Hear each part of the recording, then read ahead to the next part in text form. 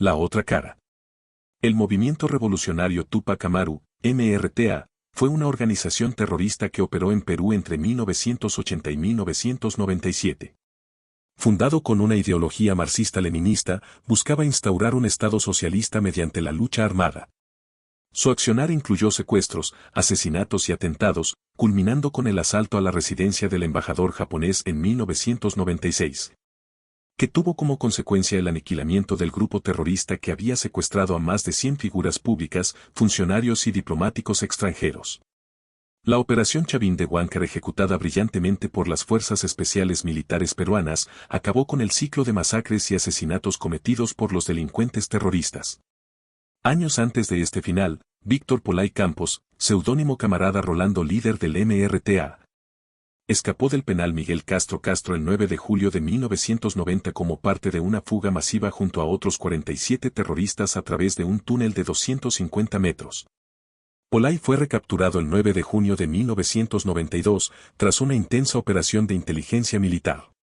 Entre los prófugos estaban Alberto Gálvez Olaechea, responsable de finanzas, y Lucero Cumpa Miranda, responsable de milicias y comandos terroristas.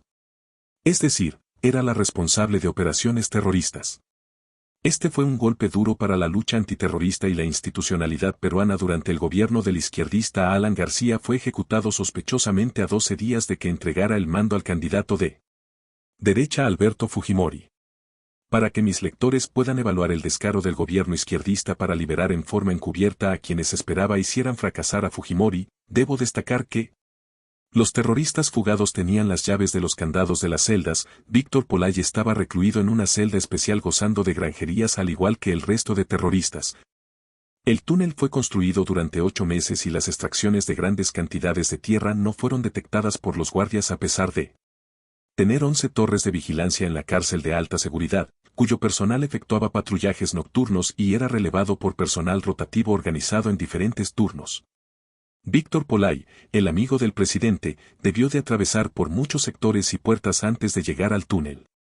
Pero además, como la mentira dura mientras la verdad no llega, en el año 2003 Armando Castillón, ex jefe del Instituto Nacional Penitenciario, INPE, denunció públicamente al ministro Agustín Mantilla, mano derecha del presidente, de ser el autor intelectual de la fuga, con la complicidad del presidente. Nadie creyó en aquel entonces en la inocencia de Alan García, quien pronunció tras la fuga un encendido discurso lavándose las manos en sus subalternos.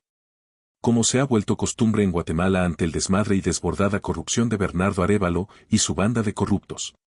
Los hechos de corrupción de García y la crisis económica provocada por sus políticas económicas, sumado a este evidente contubernio con los terroristas, provocaron que saliera del Congreso peruano abucheado por todos los presentes, al igual que otro engendro como Cerezo en Guatemala.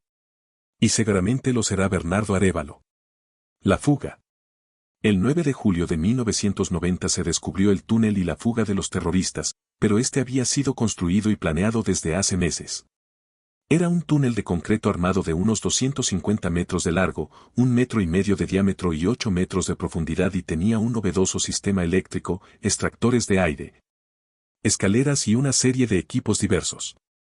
Las investigaciones determinaron que miembros policiales, encargados del resguardo en la prisión, fueron cómplices de la huida. Los partidos de la oposición atribuyeron responsabilidad al presidente, Alan García. En la fotografía aparece a la izquierda el terrorista Víctor Polay con un círculo y Alan García en el centro, de igual manera, junto a su maestro el izquierdista dirigente del partido APRA, Alianza Popular Revolucionaria Americana, Víctor Raúl Haya de la Torre. Es importante conocer que el padre de Víctor Polay fue fundador del APRA, partido de Alan García y Haya de la Torre. Tomando esa referencia histórica y volviendo a la actualidad nacional guatemalteca, la fuga consentida de los principales cabecillas terroristas de la pandilla Barrio 18, cuyo listado y perfiles ya está en manos de los responsables asignados para el efecto por el presidente Trump, fue una bofetada al mandatario estadounidense y a la sociedad guatemalteca.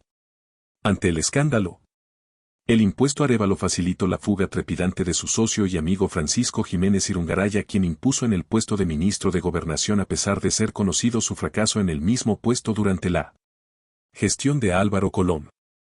El fin justifica los medios es el axioma de Arévalo. La fuga de más de 30 terroristas pertenecientes al barrio 18 con el contubernio de autoridades del sistema penitenciario y el Ministerio de Gobernación de la cárcel Fraijanes II abrió la caja de Pandora. Un reportaje del diario The New York Times indica que las fugas se anunciaron en forma tardía y por demás sospechosa y casualmente poco después de que Donald Trump designara a la pandilla como organización terrorista extranjera, incluyéndola en la misma lista que los cárteles de las drogas más conocidos de la región, entre ellos los guatemaltecos.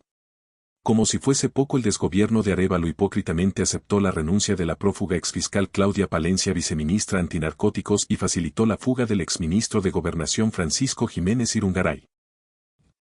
Cuando se compara el origen ideológico tanto de Alan García, el ministro del Interior Agustín Mantilla y el terrorista Víctor Polay, y la fuga consentida y encubierta de 48 terroristas del MRTA por orden presidencial, y la fuga en Guatemala de más de 35 terroristas del barrio 18 consentida por Bernardo Arévalo y su amigo y cómplice Francisco Jiménez Irungaray, escondido y protegido en Colombia tras su fuga encubierta por Arévalo, por el presidente Gustavo Petro, exguerrillero del Movimiento 19 de Abril, M-19, y aliado del narcotraficante Pablo Escobar Gaviria, quien financió el asalto y posterior masacre del Palacio de Justicia en Bogotá en el año 1985.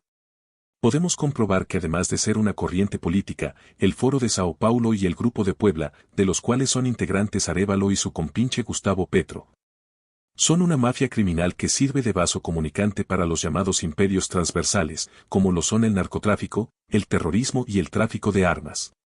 La extracción de armas de los almacenes de guerra de varios cuarteles guatemaltecos a lo largo del 2025 es una clara evidencia del cumplimiento del plan, pretendiendo el actual e ilegal ministro de la Defensa Henry Sáenz y su jefe Arévalo que quede en el olvido. Se les denomina imperios, por el enorme poder que ostentan y por las multimillonarias cantidades de dinero que manejan, y se les llama transversales, porque no pertenecen específicamente a un territorio, sino que se comunican, desplazan y movilizan a lo largo y ancho del globo, prácticamente sin ninguna limitación. Por lo cual queda demostrado que son parte de una alianza de crimen organizado impuestos recientemente mediante escandalosos fraudes electorales, como sucedió el presidente Trump en el 2020. Los exmiembros del Partido Comunista, PGT, funcionarios de Arévalo y responsables o corresponsables de acciones terroristas como la emboscada y asesinato de más de 25 policías militares ambulantes en la colonia Mariscal de la ciudad capital en los años 80. Y del asesinato del embajador John Gordon Main, jamás podrán ser, al igual que Arévalo, gente confiable para Trump.